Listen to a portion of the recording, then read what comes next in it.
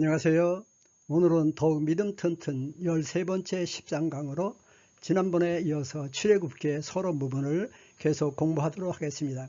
이 도표는 지난주에 보여드린 것과 같이 출애굽을 크게 네 가지로 나눈다 그랬죠.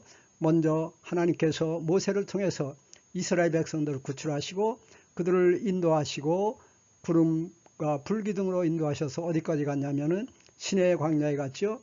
거기에서 하나님이 십계명 또 모든 언약서를 주시고 거기에서 성막의 모형을 주심으로 성막을 완성했다고 그랬죠.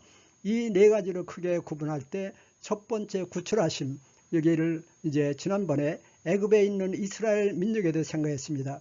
그 다음에 두 번째 오늘 생각할 것은 하나님께서 모세를 부르시고 지도자로 세우십니다.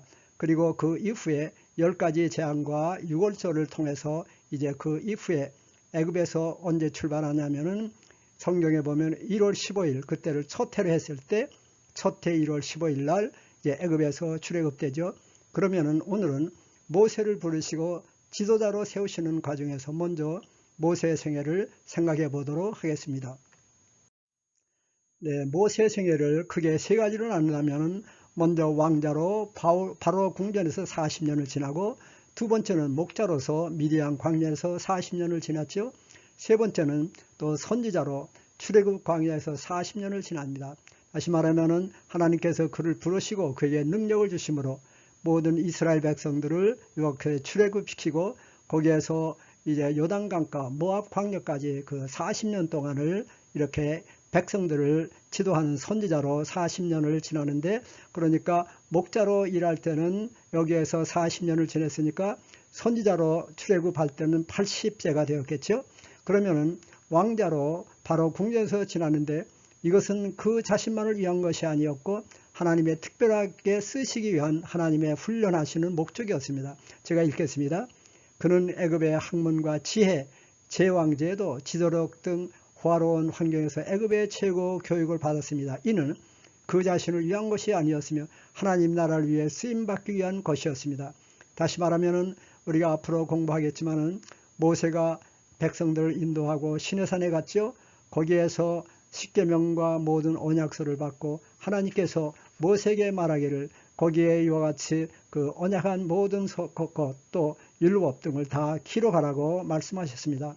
앞으로 계속 공부하겠지만은 그 4번씩이나 하나님께서 기록하라고 해서 그가 모든 것을 기록했는데, 그가 이와 같이 고등교육을 받고 그의 모든 이와 같이 아는 것이 남보다도 이렇게 특출하고 또 조직력도 갖고 있었기 때문에 그와 같은 일을 할 수 있었는데, 이는 그가 왕자로 40년 동안 거기에서 교육을 잘 받았기 때문입니다. 다음에 목자로 광야에서 40년을 지냈죠. 이제 이것도 제가 읽겠습니다. 궁궐 생활에서 기를 수 없었던 강력한 기질과 인내심을 쌓고 자신을 내려놓는 영성을 체득한 후 여호와의 부르심을 통해서 이스라엘 백성을 가나안으로 인도하는 사명을 여기에서 받았습니다.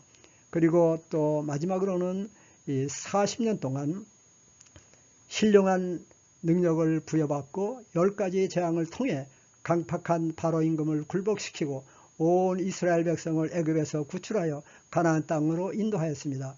특별히 그는 모든 언약서를 기록하고 하나님의 지시하신 모형대로 성막을 완성하여 신정 왕국의 기초를 완성했습니다. 모세는 이와 같이 앞으로 가나안에 입국한 다음에 이제 앞으로 신전 왕국이 세워집니다. 그때 모든 기초를 모세는 이와 같이 떠나기 전에 시내산에서 모든 십계명 또 율법서 다 기록하고 또 앞으로 성전의 모형인 성막을 여기에서 하나님의 지시에 따라 다 완성을 했습니다. 이와 같이 모세는 선지자로 또 이렇게 유대 사람들의 그 신전 왕국의 기초를 다진 이와 같은 선지자였습니다. 그러면은 모세의 생애를 통해서 이제 앞으로 여기에 이제 왕자로 지난 것은 우리가 별로 여기서 다루지 않고 목자로 인디안에서 지난 것에 대해서 생각해 보도록 하겠습니다. 네, 그러면 하나님께서 모세를 미디안 광야에서 어떻게 훈련시키시고 부르셨나 생각해 보도록 하겠습니다. 먼저 모세는 40년 동안 미디안 광야에 있으면서 거기에 이제 목양을 했죠. 이제 때가 되어서 하나님께서는 그에게 이와 같이 영성을 세력하기 위해서 모세를 이와 같이 떨기나무 가운데서 모세에 나타나시죠. 네, 출애굽기 3장 2절 5절 제가 요약해서 적었는데 같이 읽도록 하겠습니다. 여호와의 사자가 떨기나무 가운데서부터 나오는 불꽃 안에서 그에게 나타나시니라. 이리로 가까이 오지 말라. 내가 선 것은 거룩한 땅이니 내 발에서 신을 벗으라. 이같이 하나님께서는 모세에게 떨기나무 가운데서 나타나셔서 그에게 신을 벗으라고 했습니다.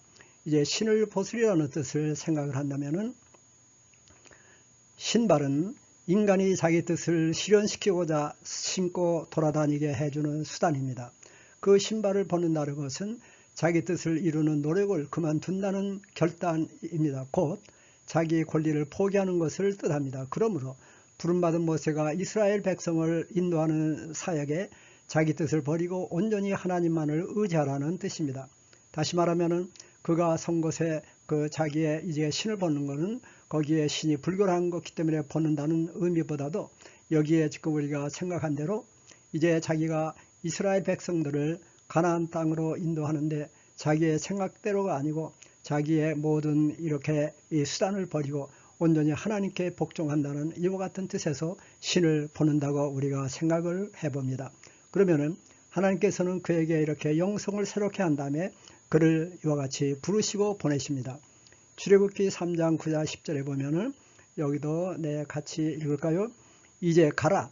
이스라엘 자손의 부르짖음이 내게 달하고 애굽 사람이 그들을 괴롭게 하는 학대도 내가 보았나니 내가 너를 바로에게 보내어 너에게 내 백성 이스라엘 자손을 애굽에서 인도하여 내게 하리라. 이와 같이 하나님께서는 준비된 모세를 이렇게 부르시고 신을 벗기시고 이제 하나님만을 의지하게 하시고 가라 했습니다. 이제 애굽으로 가서 이스라엘 백성들을 구원하라고 했습니다. 그러면 여기에서 이제 애굽에 가서 이스라엘 백성을 구원하라고 하는데, 이것이 우리가 창세기에서 네 족장 아브라함과 이삭과 야곱 또 요셉까지 배웠죠. 그들에게 주신 언약과 어떠한 관계가 있는가를 생각해 보도록 하겠습니다. 네, 여기에 도표해 보는 대로 모세는 80세에 미디안 광야에서 이제 하나님께서 그에게 영성을 새롭게 하고 그를 애굽으로 가라고 했죠. 그리고 가라고 하면서 여기에 출애굽기 6장 5, 7, 8절 요약한 것을 보면은, 이거 제가 읽겠습니다. 이제 이스라엘 자손의 신음소리를 내가 듣고 나의 언약을 기억하노라. 나는 애굽 사람의 무거운 짐 밑에서 너희를 빼낸 너희의 하나님 여호와인 줄 너희가 알리라. 내가 아브라함과 이삭과 야곱에게 주기로 맹세한 땅으로 너희를 인도하고 그 땅을 너희에게 주어 기업으로 삼게 하리라. 나는 여호와니라. 우리가 그 창세기에서 공부했는데 아브라함 또 이삭 야곱 계속해서 그들에게 언약을 줬죠. 이거는 그 모세에게는 이와 같이 80세 때 언약을 줬는데, 이 언약이 이제 여기에서 이제 하나님께서 모세에게 여기에 언급했습니다. 아브라함, 이삭, 야곱에게 준 땅, 이와 같이 맹세한 땅.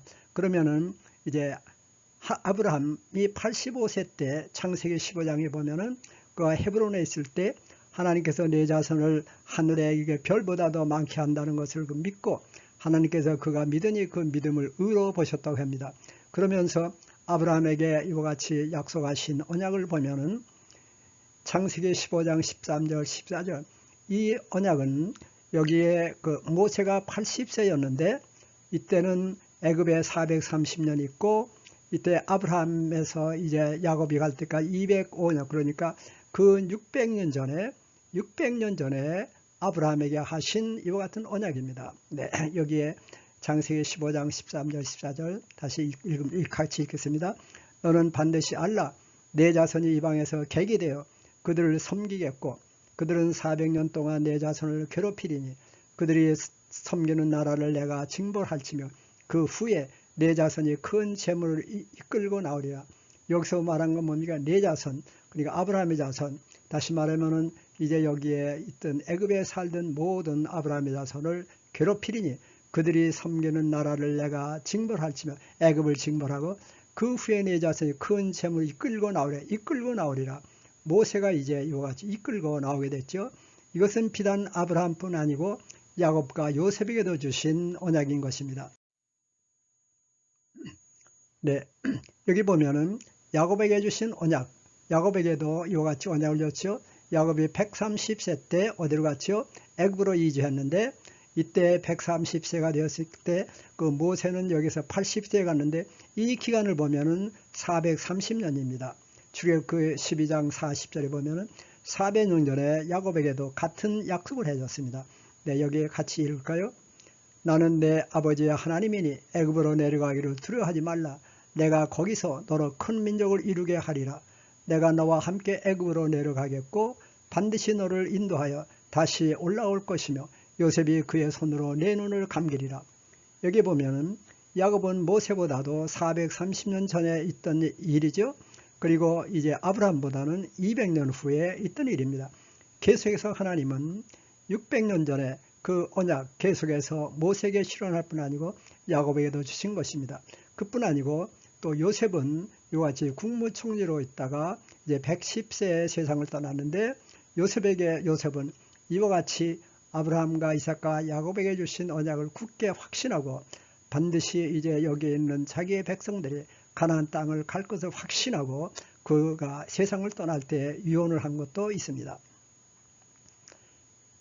창세기 50장 24절 25절 보면은 이제 요셉이 자기 형들에게 말하는 건데 같이 읽겠습니다. 요셉이 그의 형제들에게 이르되 나는 죽을 것이나 하나님이 당신들을 돌보시고 당신들을 이 땅에서 인도하여 내사 아브라함과 이삭과 야곱에게 맹세한 땅에 이르게 하시리라. 하나님이 반드시 당신들을 돌보시리니 당신들은 여기서 내 해골을 메고 올라가겠다라. 네, 그는 이와 같이 앞으로 이제 그 360년 후, 그러니까 요셉보다도 360년 후에 온 백성들이 가나안 땅으로 갈 것을 그가 말씀을 통해서 확신하고 자기의 유고를 메고 가라고 했습니다. 그래서 이제 아브라함과 야곱과 이삭에 주신 그 언약은 아브라함을 통해서 이렇게 예언됐지만은 계속해서 이 언약이 성취되어 나가는 것을 알 수 있으며 이 언약은 비단 여기에서만 끝나는 것이 아니고 앞으로 가나안 땅에 들어가서 이제 왕국을 세우고 신전 왕국을 세우고 계속해서 예수 그리스도의 때까지 이 언약이 성취되는 것입니다. 그러면은 이제 그 모세와 아론이 여기에서 이렇게 주신 그 언약을 믿고 어디로 갔냐면은 애굽으로 가죠. 애굽으로 가서 이제 바로 임금과 같이 앞에 서서 그 자기의 백성들을 그 내보내라고 요청을 하는 것과 이에 따른 이와 같은 이제 바로의 그 반응을 살펴보도록 하겠습니다. 광야에서 40년 동안 훈련을 받고 하나님을 보내심을 받은 모세는 자기의 형님 그 모세와 같이 바로 앞에 서게 됩니다. 모세의 요구는 우리의 모든 백성들이 광야에 가서 하나님을 섬기며 제사를 드리려 하오니 우리를 보내달라고 바로에게 요청을 하죠. 이때 바로의 반응은 다음과 같습니다. 여기에 표는 주로 바로의 반응을 중심으로 해서 이 표를 작성한 것인데 왼쪽은 재앙의 종류입니다. 재앙을 우리가 여기서 그 종류를 외우고 공부하려는 목적이 아닙니다. 여기에는 재앙이 1번부터 10번이 있었죠. 그 다음에 여기에는 재앙을 나르기 전에 경고하는 성경 구절이 여기에 되어 있습니다. 경고했을 때 바로 임금이 듣지 않아서 재앙이 닥쳤을 때 바로 임금의 그의 마음에 변하는 과정이 여기에 있고 그 다음에 오른쪽은 이제 재앙을 이와 같이 거친 다음에 바로 임금이 자기의 그와 같은 그 허락한 것을 변경하고 변심한 내용을 여기에 우리가 적어봤습니다. 그럼 먼저 첫 번째 재앙은 물을 피로 변하는 재앙이 있었죠. 이때 7장 15절 18절에 기록이 되어 있는데 술사들도 그 요술을 흉내내는 것을 보고 바로 임금이 관심을 갖지 아니하고 그 모세의 요구를 거절합니다. 두 번째 개구리 재앙. 개구리 재앙도 이제 8장 1, 4절에 있는데 개구리가 모든 그 너희들의 떡반죽에 올라간다 그랬는데 이같이 경고했는데도 바로 임금이 보내지 않고 듣지 않았죠. 그런데 막상 어떻게 됐어요? 이제 개구리 재앙이 나려니까 모든 그 왕실 또는 애굽 사람의 가정가정마다 부엌에 그 개구리가 가득 찼습니다. 너무나도 놀래서 이제 바로 임금은 누구를 불렀죠? 이제 여기에서 이제 모세와 아론을 불러가지고 이렇게 부탁을 합니다. 그러면 개구리를 떠나게 하라. 그리하면 백성을 내가 보내리라. 모세와 아론은 그 말대로 와서 하나님께 구해서 재앙이 끝났습니다. 재앙이 끝나니까 모세의 마음이 이제 자기의 숨통이 이제 터지니까 또 변심을 하고 보내지 않죠. 이제 여기에 보면 8장 15절에 되어 있는데 이렇게 되어 있습니다. 그러나 바로가 숨을 쉴 수 있게 됨을 보았을 때에 그의 마음을 완악하게 하여 그들의 마음을 듣지 아니하였으니, 이와 같이 그는 약속을 한 것을 변심을 합니다. 세 번째, 다시 티끝이 이로 이와 같이 된다고 그 경고를 했는데, 그 술사들은 이번에 모든 이로 되는 것은 하나님께로부터 오는 재앙이니까 그 모든 백성들을 보내라고 충고를 했습니다. 그러나 다시 바울은 그들의 모든 재언을 거절을 했었고, 이제 여기서 재앙을 맞죠. 그 다음에 또 네 번째, 파리가 온 땅에 이렇게 가득 찬다는 것을 경고했는데, 바로는 다시 말을 듣지 않고 막상 재앙이 닥치니까 다시 누구를 불렀죠? 모세와 아론을 불러서 이제는 너희들이 가서 하나님께 제사를 드리라. 그러니까 이 모든 파리 때문에 없애달라고 했습니다. 그러니까 이제 다시 돌아가서 하나님께 구하여 그 모든 파리 때가 애굽 땅에서 없어지니까 다시 그가 변심을 하게 됩니다. 이와 같이 한 번, 두 번 그 약속을 했는데도 다시 변심을 하고 보내지 않으니까 다시 다섯 번째 뭐가 되죠? 모든 애굽의 그 가축이 죽는다는 것을 이같이 경고를 합니다. 경고를 듣지 않았죠. 이랬을 때 그 이스라엘 가족들의 가축들은 안전한 것을 이렇게 바로가 확인하고 그는 더욱 완악해집니다. 다음에는 또 악성 종기가 사람과 가축에게 종기가 난다고 하고 이같이 경고를 했을 때 듣지 않고 모든 요술사까지라도 악성 종기가 나서 그들은 바로 임금 앞에도 설 수 없는 처지에 이르렀지요. 다음에는 이제 아홉 번째는 심각한 이와 같은 경고를 합니다. 9장 13절 19절에 보면은 이제 우박이 내려서 모든 초목과 그 다음에 모든 싹이 나는 이렇게 곡식들이 이렇게 모든 피해를 받을 것을 그 경고를 했습니다. 그러나 마찬가지로 여기서도 또 재앙이 막 닥치니까 모세와 또 아론을 불러서 뭐라고 말하냐면 내가 범죄하였노라 너희를 보내노라고, 이때는 자기가 범죄했다고 여기에 말하고 있습니다. 이렇게 뭐라고 말했냐면 바로가 사람을 보내어 모세와 아론을 불러 그들에게 이르되 이번은 내가 범죄하였노라 이와 같이 하면서 내가 보내겠다고 했습니다. 그래서 막상 보낼 것을 알고 기대해 왔는데 그들은 보내지 아니하고 또 이와 같이 이 바로가 마음을 변합니다. 여기에 벌써 세 번째지요. 이렇게 되어 있어요. 성경에 보면은 바로가 비와 우박과 우레소리가 그친 것을 보고 다시 범죄하여 마음을 완악하게 하니 9장 34절 벌써 세 번째, 한 번, 두 번, 세 번 그는 약속을 이와 같이 어기고 보내지 않았습니다. 이제는 우박이 지나가고 다시 메뚜기의 그 재앙이 내린다는 것을 그 바로 임금에게 말했습니다.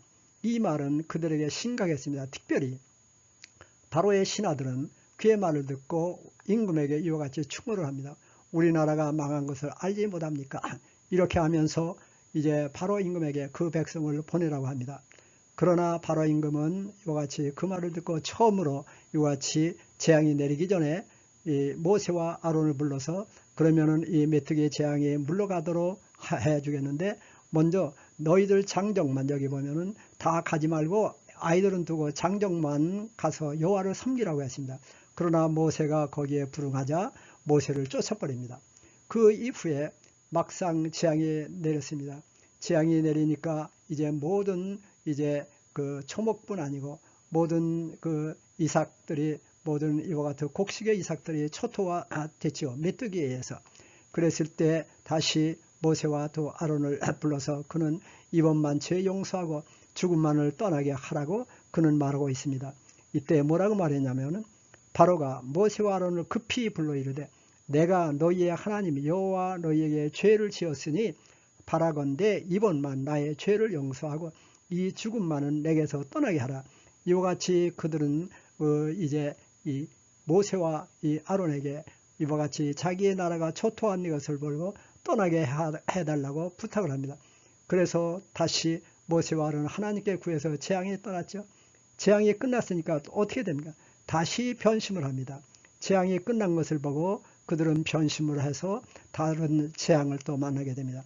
이와 같이 한 번, 두 번, 세 번, 네 번, 여기서는 한 번, 두 번, 세 번, 또 네 번, 다섯 번까지 이와 같이 모세를 불렀고 네 번씩이나 여기에서 이와 같이 거절을 합니다. 이제 그래서 마지막 아홉째로 흑암에 이와 같은 온 그 애굽의 그 지역이 흑암이 덮이게 되는 이와 같은 또 재앙이 났을 때 마찬가지로 여기에서는 이제 가축에는 가라고 이와 같이 모세와 아론을 불러서 다시 그들을 불렀습니다. 그러면 너희들이 가긴 가는데 그전에는 이제 아이들은 데려가지 말라고 했는데 아이들까지 가는 건 좋은데 가축은 데려가지 말라고 이와 같이 아론이 제언을 하니까 그때 모세는 불응을 하죠. 우리는 모든 가축도 끌고 가야 된다 그러니까 이제 거기에서 바로가 이제는 다시 나를 보면 너를 죽이겠다고 위협을 하므로 그들이 쫓겨납니다. 이와 같이 여기에 보는 대로 첫째 재앙, 둘째 재앙, 셋째 이와 같이 자기가 약속을 했을 때에 만일에 그가 그 모두 보냈으면 마지막 재앙을 당하지 않았습니다. 이제 마지막으로 장자의 죽음 여기에 대해서도 이와 같이 그가 경고를 했는데 이때까지도 바로는 그들을 보내지 않습니다. 그러나 막상 이제 재앙이 닥쳐 자기의 그 장자까지 다 이렇게 죽음을 당하게 됐을 때 그는 이제 모세와 아론을 밤중에 그는 불렀습니다. 여기에 보는 대로 이제 12장 31절 32절에 보면 이렇게 되어 있죠. 밤에 바로가 모세와 아론을 불러서 이르되 너희와 이스라엘 자손은 일어나 내 백성 가운데서 떠나 너희의 말대로 가서 여호와를 섬기며 너희가 말한 대로 너희 양과 너희 소도 몰아가고 나를 위하여 또 축복하라. 또 이와 같이 허락을 하면서 또 자기를 축복해 달라고 가서 기도해 달라고 이렇게 부탁을 합니다. 이것이 우리 인간의 본성입니다. 이와 같이 이 표류정에서 바로가 이와 같이 자기의 그 모든 마음이 변천되는 것을 우리가 보았습니다. 이 바로의 그 반응을 우리가 이렇게 묵상하는 목적은 바로뿐만 아니라 이와 같은 그 바로의 반응은 꼭 우리의 지난날의 생활 또와 이와 같이 우리의 인간의 본성을 잘 이렇게 반영하고 있다는 것을 이 바로의 반응을 통해서 우리가 볼 수 있습니다. 그러면은 이제 우리가 여기에서 본 이와 같은 바로의 반응을 통해서 앞으로 이와 같이 묵상할 제목들을 생각해 보도록 하겠습니다. 전 화면에서 하나님께서 이제 모세를 통해서 바울 임금에게 대한 10가지 재앙을 생각해 봤습니다. 그러면은 10가지 재앙과 관계된 애굽의 우상신에 대해서 생각해 보겠습니다. 여기에 소개되는 것은 헨리 송서부크에 기록된 것을 소개하겠습니다. 애굽의 저명한 고고학자 프린더스 페트리경은 애굽의 원래 종교는 일신교였는데 역사시대 여명기 이전에 일신교는 각 부족의 동물로 묘사한 그들의 신을 가지게 되었고 그것은 발전하였다. 멤피스의 신은 황소, 데비스의 신은 암소, 동쪽 변두리의 신은 악어, 죽은 자의 신은 염소, 나일강은 성역, 여신은 고양이 등 이에도 많은 우상들이 있었다. 여러 신전에는 이러한 동물들을 기르는 사제들이 보살폈다. 특별히 황소는 가장 신성시되었고 황소가 죽이면 향료를 바르고 화려한 대리석관에 넣어 매장되었다고 합니다. 이와 같이 애굽의 종교는 여기에 있는 것 외에 또 많은 종교가 있는데 10가지 재앙도 거기에 날인 애굽의 종교에 대한 이와 같은 재앙이었습니다.